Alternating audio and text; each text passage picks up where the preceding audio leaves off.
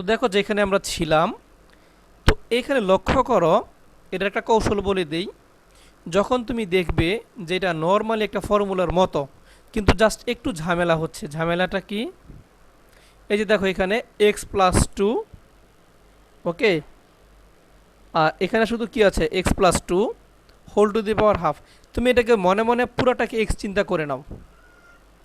x চিন্তা করলে তুমি ফর্মুলা অ্যাপ্লাই করতে পারো, তাই না? তো x চিন্তা করে ফর্মুলা অ্যাপ্লাই করবা।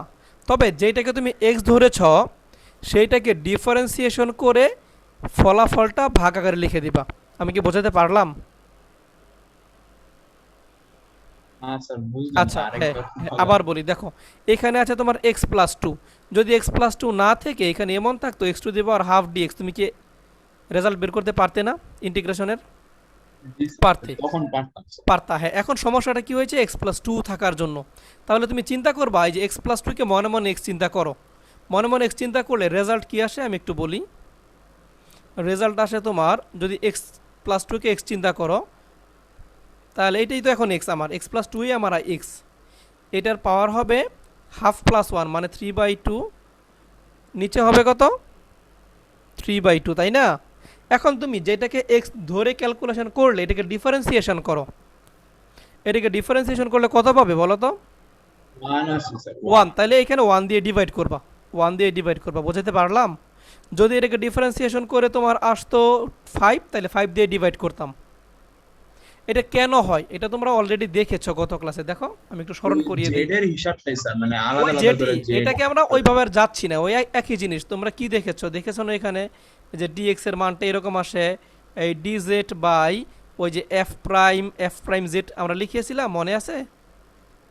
এই যে দেখো এই কাজটাই আমরা করেছি, জাস্ট আর কিছুই না। এই ডিএক্সটাকে যখন চেঞ্জ করতে যাব, তখন তোমার এই যে মূল ফাংশনটার যে ডিফারেন্সিয়েশন আসে সেটার ফলাফলটা ভাগ আকারে লিখতে হয়, এতটুকুই। তারপরে তো মূল একটা ফর্মুলায় চলে আসে, তাই না?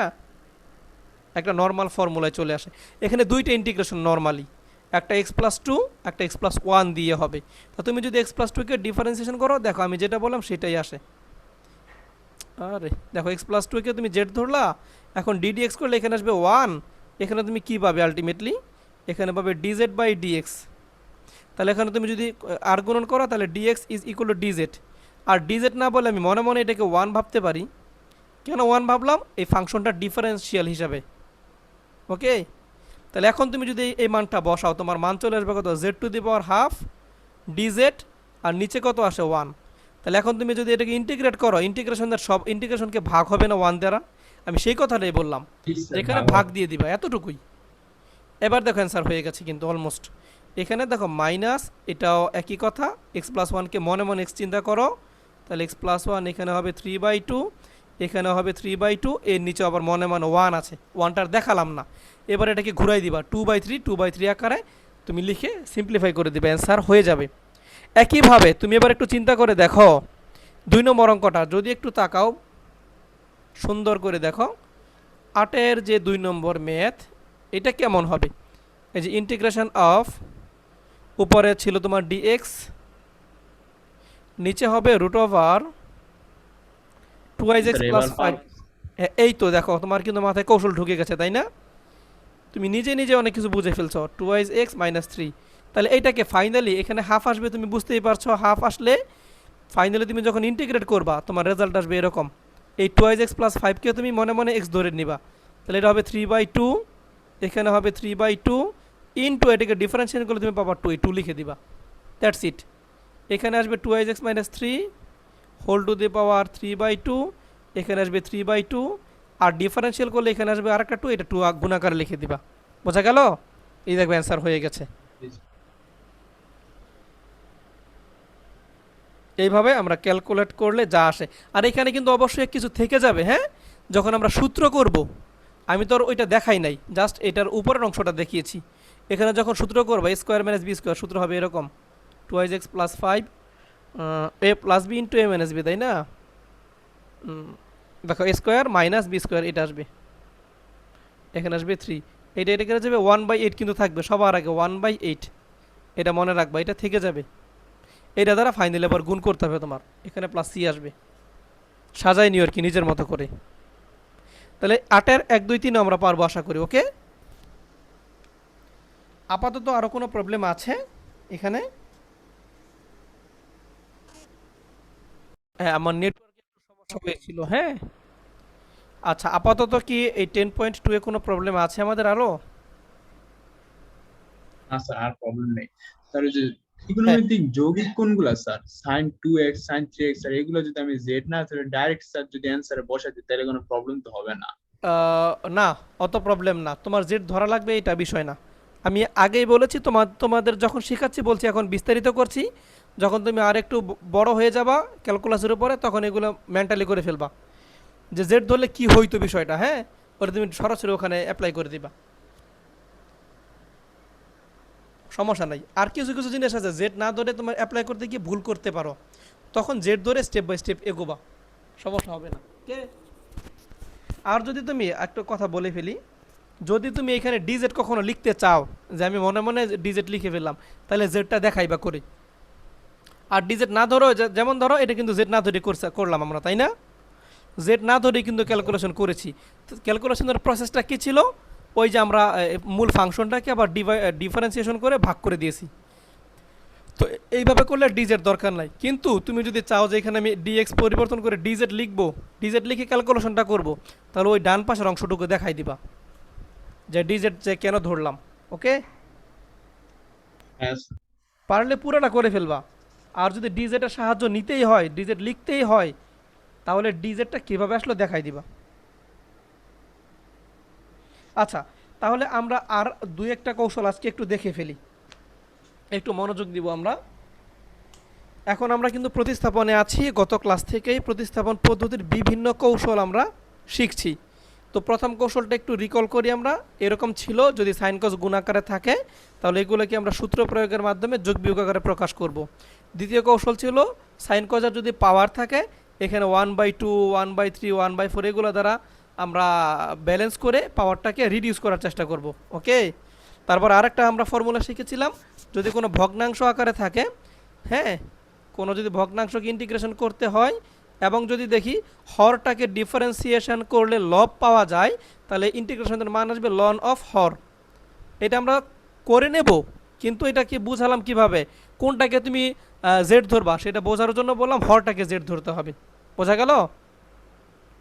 হরটাকে জেড ধরে ক্যালকুলেশন করবা। ফাইনালি এটা শর্টকাট, লন অফ হর। এটা তোমার এমসিকিউর জন্য কাজে লাগবে। এটা অ্যান্সারটা এমনই আসবে তুমি যদি ম্যাথোডিক্যালি করে যাও। আচ্ছা, এরপরে দেখো,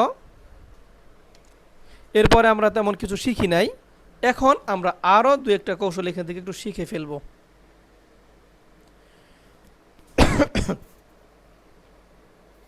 এখন দেখো, আমরা কিছু জিনিস জানি যে ডিরেক্টলি এটার মান বের করা যায় না। যেমন ইন্টিগ্রেশন অফ 10x, এটার মান কত বলো? তো এটা বের করা যায় না। হ্যাঁ, বের করা যায় না, এটা ডিরেক্টলি বের করা যায় না, এটা একটা হিসাব করে আনতে হয়। দেখো আমি দেখাচ্ছি। ধরো আমরা ইন্টিগ্রেশন অফ 10x এটার মান বের করব, কি করতে হবে দেখো।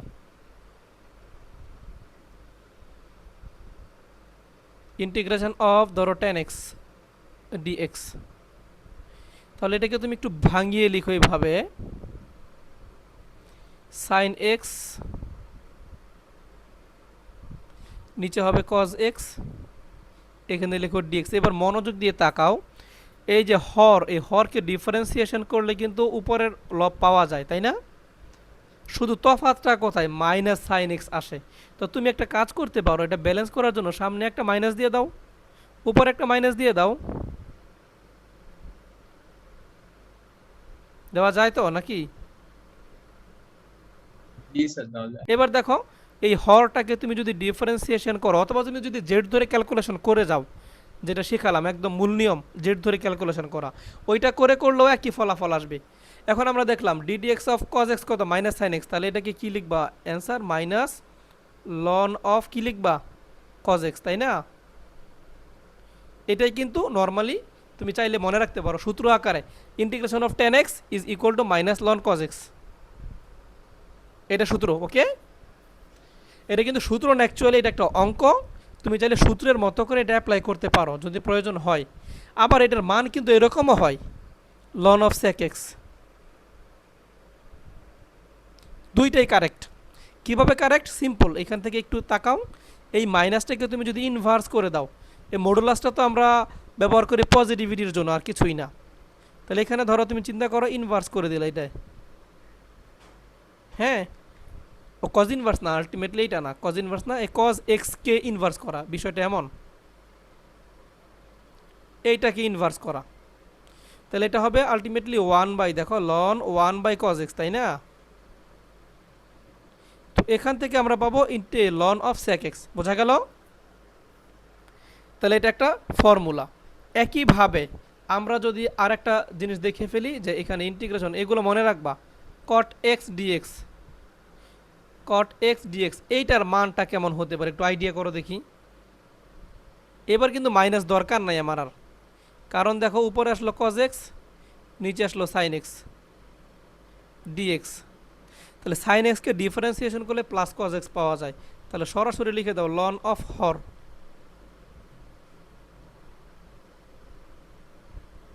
ওকে। এগুলোও কিন্তু আমরা চাইলে সূত্রের মতো করে চিন্তা করতে পারবো।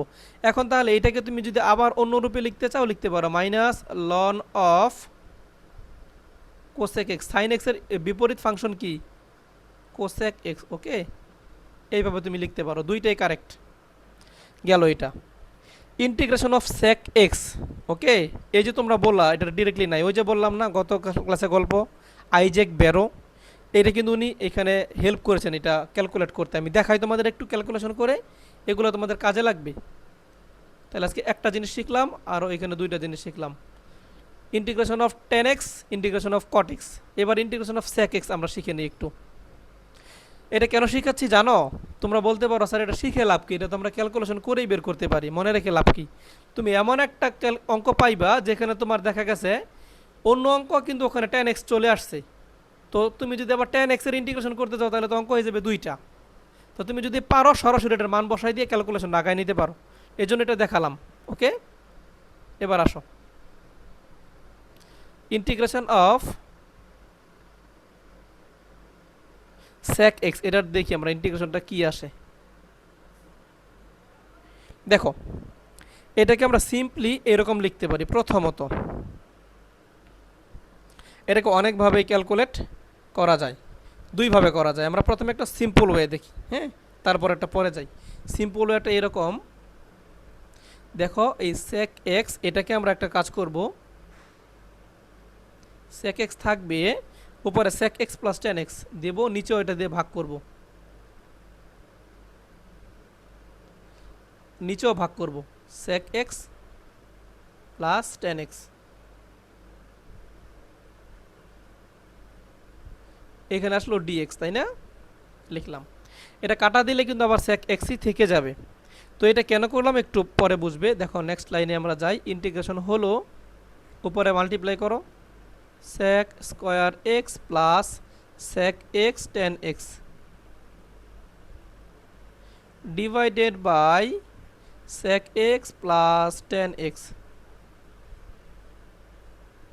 এখানে আসলো তোমার ডিএক্স। এইবার একটু ঠান্ডা মাথায় চিন্তা করো তো তুমি, নিচের এই যেই মানটা আছে এটাকে ডিফারেন্সিয়েশনগুলো উপর একটা পাওয়া যায় কিনা চিন্তা করো। ডিডিএক্স অফ সেক এক্স মানে কি? সেক এক্স টেন এক্স, তাই না? ডিডিএক্স অফ টেন এক্স মানে কি? Sec square x. বোঝা গেল বিষয়টা, তাই না? তাহলে আমরা কি বুঝতে পারলাম, এইটা লবকে হরকে যদি ডিফারেন্সিয়েশন করি লব পাওয়া যায়, তাহলে এটাকে এক কথায় আমরা লিখে দিতে পারি লন অফ হর।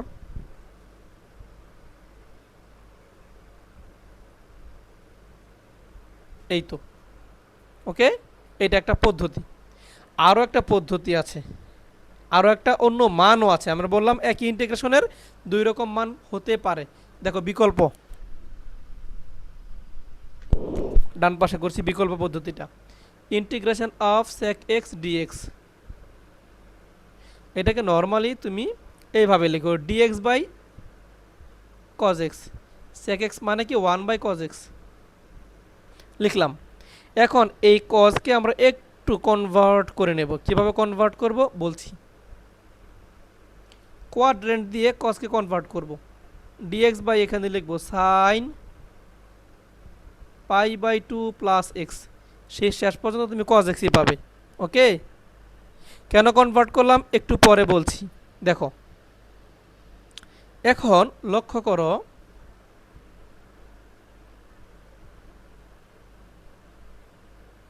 এখানে আমরা একটা হিসেব করি ডিএক্স বাই এই সাইন, এটাকে তুমি এভাবে চিন্তা করো, সাইন 2 আছে সামনে, এটাকে আবার ভাগ দিয়ে দাও 2 দ্বারা, pi by 4 plus x by 2 লেখা যায় না? চিন্তা করো তো, লেখা যায় তো নাকি? জাস্ট 2 দিয়ে। এবার কেন করলাম? সাইন 2i এর ফর্মুলা অ্যাপ্লাই করার জন্য। সাইন 2i মানে কি? 2 সাইনে কজে, এটা অ্যাপ্লাই করার জন্য এটা করেছি আমরা। তাহলে নিচে হলো দেখো ডিএক্স উপরে থাকলো, লিখো 2 সাইন এ কজ এ।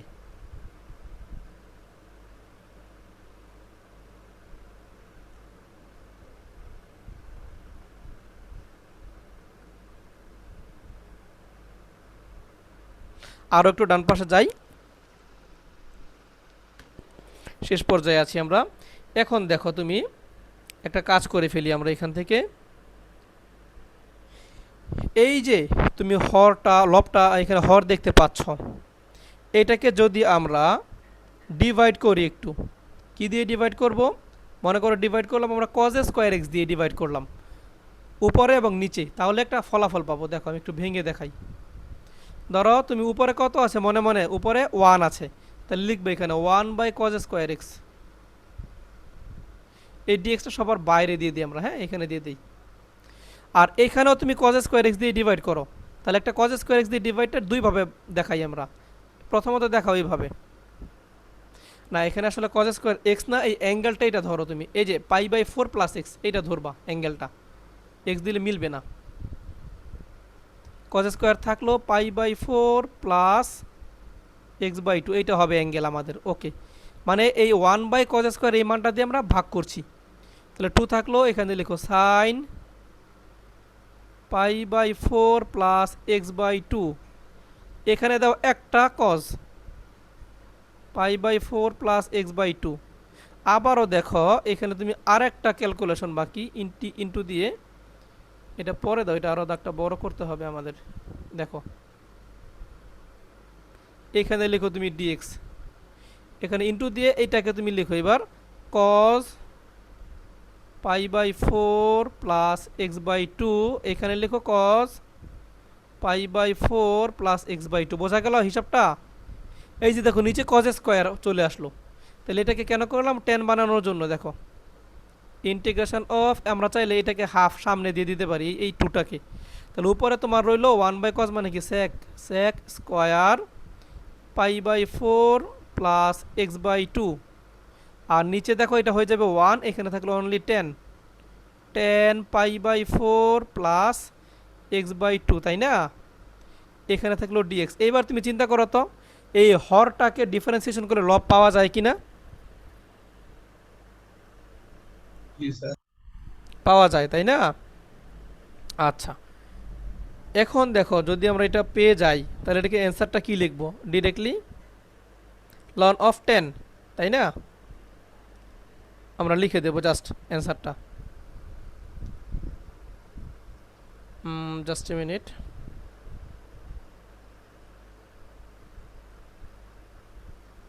এখানে হাফটা তুমি রেখে দাও, এরপরে তুমি লিখো এখানে লন মডুলাস দিয়ে লিখো 10 of x by pi by 4 plus x by 2। তুমি চাইলে এটাও মনে রাখতে পারো, দুইটাই সঠিক। এই যে একটু আগে দেখালাম sec x এর integration ln of sec x plus 10x, এটাও সঠিক, আবার এটাও সঠিক, তুমি এইভাবেও চিন্তা করতে পারো, কোনো সমস্যা নেই।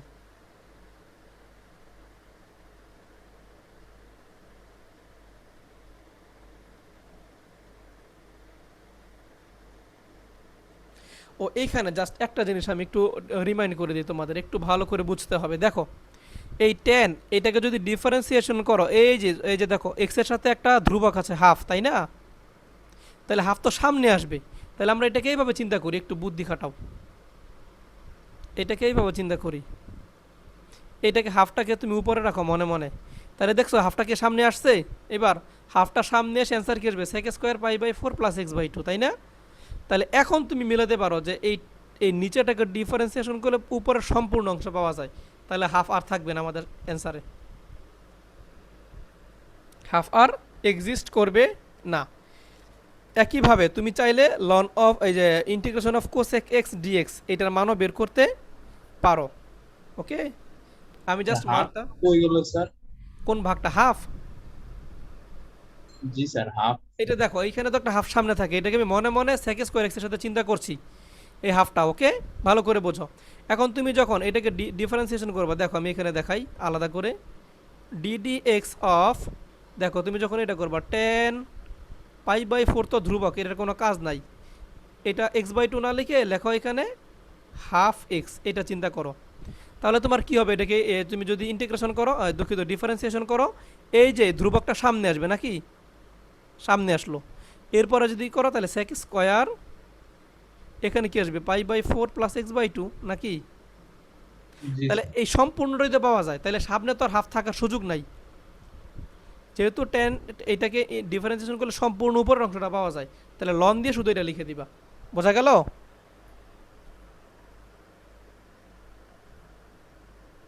কোনো সমস্যা? না আচ্ছা, আমরা আরও তাহলে কৌশল আমরা কি কি শিখলাম একটু মনে রেখো, রেকর্ডটাও দিয়ে দেবো, দেখে নিও তোমরা আবার ছুটিতে। আমরা 4টা জিনিস আজকে শিখলাম: tan x cot x এর ইন্টিগ্রেশন, sec x এর ইন্টিগ্রেশন, আর আমি cosec x এর ইন্টিগ্রেশন বলে দেই, তোমরা পারলে প্রমাণটা করে নিও। Integration of cosec x dx। Regular প্রমাণ কি শিখবো পুরোটা? না, এইটা তোমার মাঝে মধ্যে খুব কদাচিৎ পরীক্ষায় দেয় অঙ্ক হিসেবে, তবে এগুলো তোমার প্রমাণটা শিখলে যেমন হিসাবটা মনে রাখতে সুবিধা হয়, আর কিছুই না। এটার অ্যান্সার আসবে এরকম, তোমরা চেষ্টা করবা প্রমাণটা করার, না পারলে আমি পরবর্তীতে হেল্প করব, সমস্যা নাই। এটার অ্যান্সারটা ফাইনালি এরকম আসবে, লন 10x/2। জাস্ট আমি একটু হিন্টস দিয়ে রাখি, এটার মানেটা কিন্তু দাঁড়াবে তোমার এরকম 1/sin x dx, তাই না? এখন দেখো তুমি কি করবা, এখানে sin 2 এ চিন্তা করবা, এই যে 1/sin 2 × x/2, এটা চিন্তা করবা। এটা চিন্তা করলে কি আসবে, 2 sin a cos a, আবার 2 sin a cos a যখন তোমার সামনে আসবে, আবার তুমি ডিভাইড করবা কি দিয়া, cos স্কোয়ার x/2 দিয়ে ডিভাইড করবা উপরে এবং নিচে। বোঝা গেল? তখন দেখবে এরকম একটা মান ফাইনালি তুমি পাবে। ওকে ফাইন, তাহলে 4টা জিনিস শিখলাম নতুন করে, আমাদের টেকনিকে যুক্ত হলো। এবার দেখো এরপরে আর একটা রুলস আমি একটু দেখাই এখানে তোমাদের, এই জিনিসগুলোর প্রমাণও আছে, এটা একটা রুলস বা টেকনিক।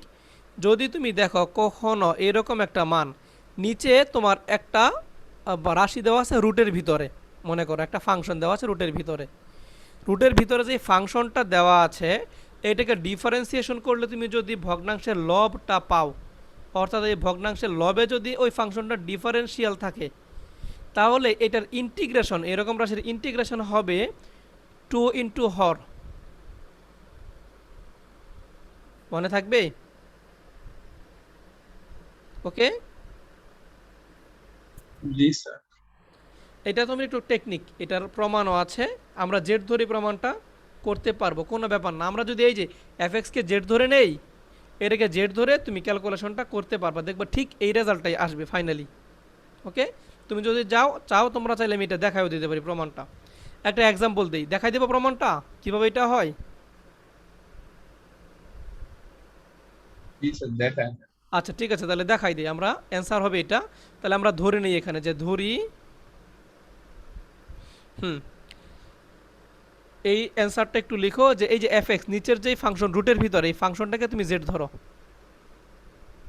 ধরলাম, ডিফারেন্সিয়েশন করো উভয় পক্ষকে এক্স এর সাপেক্ষে, তাহলে এফ প্রাইম এক্স, এখানে আসবে তোমার কি dz/dx লিখলাম।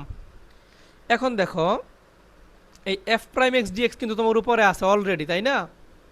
এফ প্রাইম এক্স এটাকে মাল্টিপ্লাই করে এটা পাবা, F prime x d x is equal to d z. এবার এখানে মান বসাও, ইন্টিগ্রেশন থাকলো, উপরে এফ প্রাইম এক্স ডিএক্স এর মান তুমি পাচ্ছ ডিজেড, আর নিচে পাচ্ছ √z। এটাকে এইভাবে চিন্তা করো, z⁻⁻½ dz। তাহলে এটাকে ইন্টিগ্রেশন করলে তোমার ফলাফল আসবে এরকম, z⁻½ নিচে হবে এখানে হাফ, তাই না? বুঝেছ? এবার তুমি এটাকে উল্টায় দাও, 2 চলে যাবে উপরে, এটাকে ইন্টিগ্রেশন তো করেই ফেললাম, সাইন আর থাকবে না। বুঝেছো কীভাবে? মাইনাস হাফ প্লাস ওয়ান, নিচে মাইনাস হাফ প্লাস ওয়ান, এটা করেছি। এবার তুমি টুটাকে উল্টাই দাও, টু এখানে লেখো রুট জেড। রুট জেড মানে কি? টু থাকলো রুট ওভার এফ এক্স, দেখেছ? তাহলে রুট ওভার এফ এক্স মানে কি? চলে ভগ্নাংশের হর ছিল, তাকাই দেখো, তাহলে টু ইন্টু হর। বোঝা গেল বিষয়টা? জি স্যার। আচ্ছা, যেমন এটার এক্সাম্পল দেখি আমরা একটু, তাহলে আরও ক্লিয়ার হবে বিষয়টা। একটা এক্সাম্পল নেই।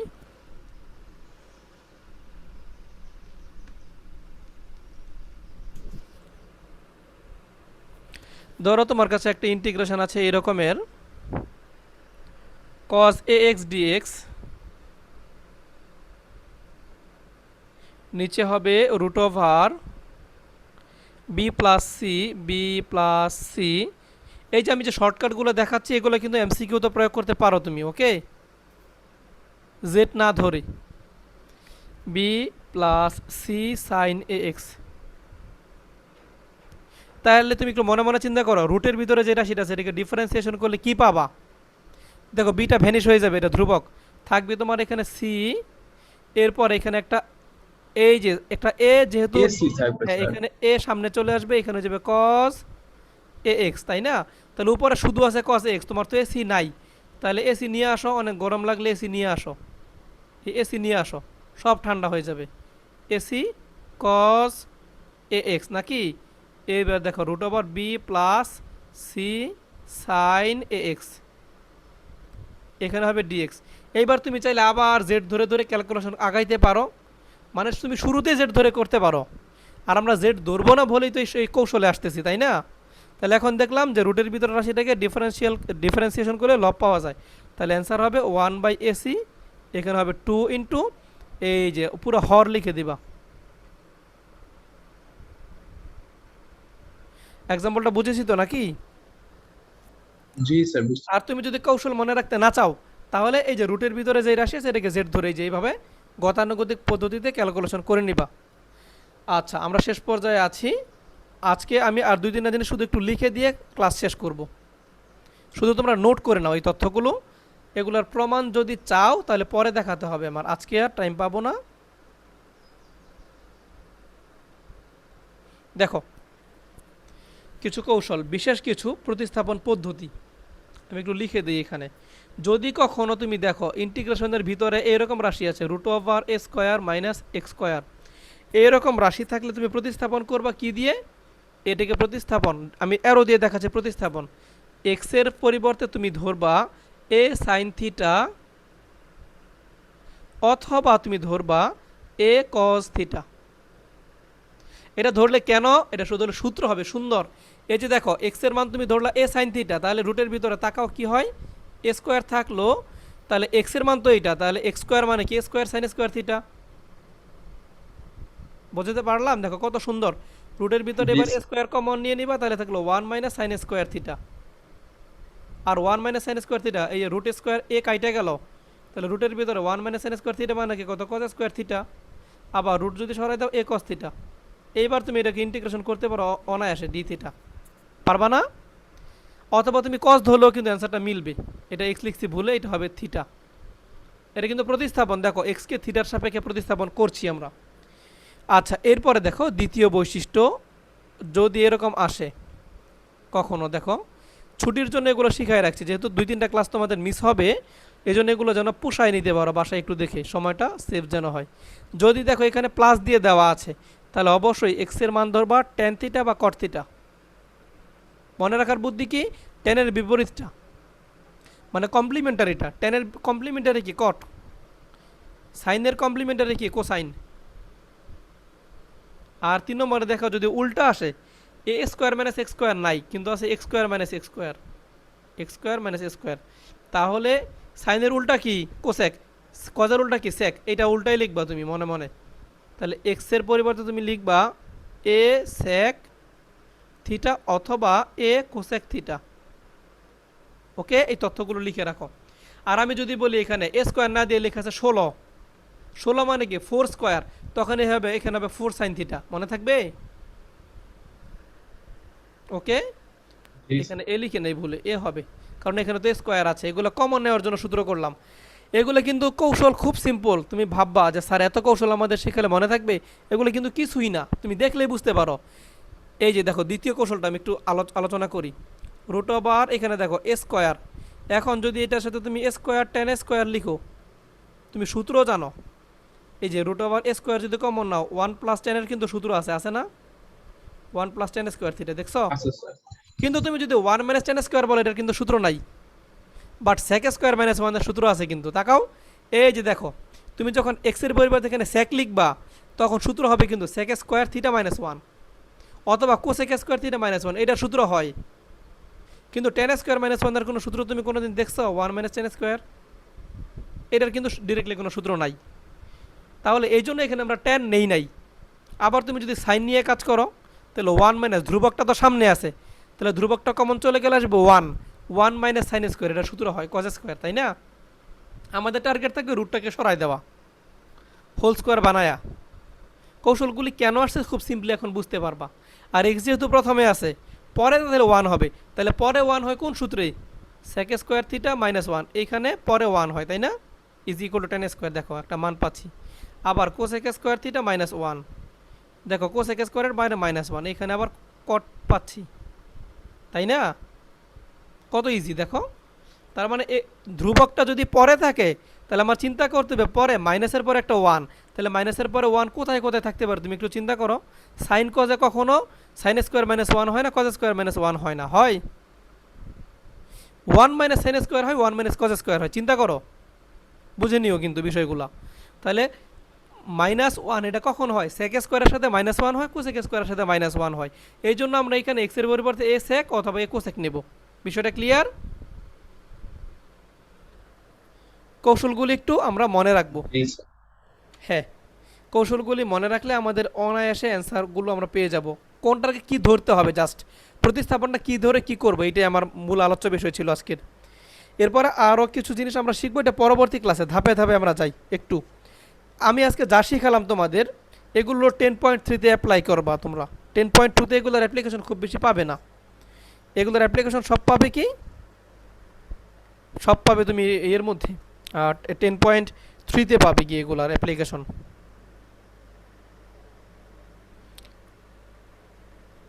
আচ্ছা, জাস্ট এ মিনিট।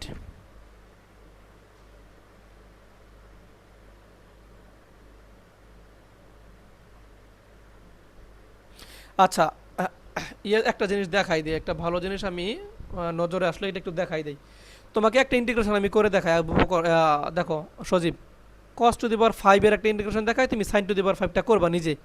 এটা দিয়ে আমি ডিরেক্টলি তোমার অ্যান্সারটা দিচ্ছি না, আমি অন্য একটা দিয়ে বোঝাচ্ছি, তুমি ওই অ্যান্সারটা পরে মিলাইবা, যেহেতু তুমি প্রশ্নটা তুলছো সলভটা করো। এইটাকে দেখো আমি এইভাবে সাজাচ্ছি, আমি cos দিয়ে দেখাই একটা অ্যান্সার, পাওয়ারটা আসলে আসে কিনা আমরা চেক করে ফেলি এখনই।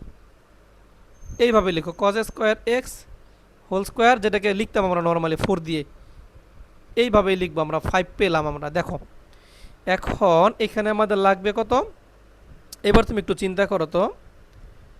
এখানে দেখো cos স্কোয়ার এক্স, আমরা একটা কাজ করব একটু বুদ্ধিমানের মতো, একটা কাজ করি, সেটা কি দেখো, আমার তো cos x dx এখানে একটা মান আছে, আমরা একটা কাজ করব এখানে ধরবো cos x না sin x, cos x এর ডিফারেন্সিয়েশন কি sin x না, লিখো sin x এর মান ধরো তুমি z, একটা বুদ্ধি খাটাও। এবার ডিফারেন্সিয়েশন করে দেখো, তাহলে আসবে sin x কে ডিফারেন্সিয়েশন করলে cos x, এখানে আসবে dx, dxটা পরে দেখাই নইলে বুঝবা না। দেখো dz বাই dx, এবার তুমি আর গুণন করো, দেখো কত আসে cos x dx, অঙ্কটা ছোট করে ফেলতেছি আমরা। ঠিক কেন এটা লিখলাম বলো দেখি, এরপরে একটু লাইন আঁকাও, পরে তুমি বুঝবা। এই cos স্কোয়ার এক্স কে তুমি কি লিখতে পারো একটু তাকাও তো, 1 - sin square x whole square লেখা যাবে, আর cos x dx তুমি লেখো dz। এখন তুমি বলবা স্যার চলক তো দুই রকম হয়ে গেল, একবার এক্স একবার dz, এই যে এক্সকে আমরা এখনই ট্রান্সফার করছি, তুমি যদি মনে মনে ক্যালকুলেট করতে পারো এই লাইনেই sin স্কোয়ার এক্সের পরিবর্তে জেড স্কোয়ার লিখে দাও, আরও ভালো। 1 - এখানে হবে জেড স্কোয়ার হোল স্কোয়ার, এখানে হবে dz। এইবার তুমি দেখো ইন্টিগ্রেশনটা করো, এটা হোল স্কোয়ারের সূত্র ভাঙাও, a square minus 2ab plus B square, এটা হবে না, এখানে হবে dz। ডান পাশে দেখাই একটু, ইজ ইকুয়াল টু ইন্টিগ্রেশন থাকলো। এবার দেখো প্রথমটারে ইন্টিগ্রেশন করলে আসবে, দুঃখিত ইন্টিগ্রেশন থাকবে না, হ্যাঁ জেড হবে এখানে, মাইনাস এখানে 2 থাকলো, এখানে হবে Z to the power 3 by এখানে 3, প্লাস এখানে হবে তোমার জেড টু দি পাওয়ার 5, এখানে হবে নিচে 5। এইবার তুমি চিন্তা করে দেখো তো পাওয়ার আসে কি না, পাওয়ার কিন্তু আসলে আসে। আমরা যদি চিন্তা করি জেডের মান বসাই দাও, জেডের মান হবে সাইন এক্স,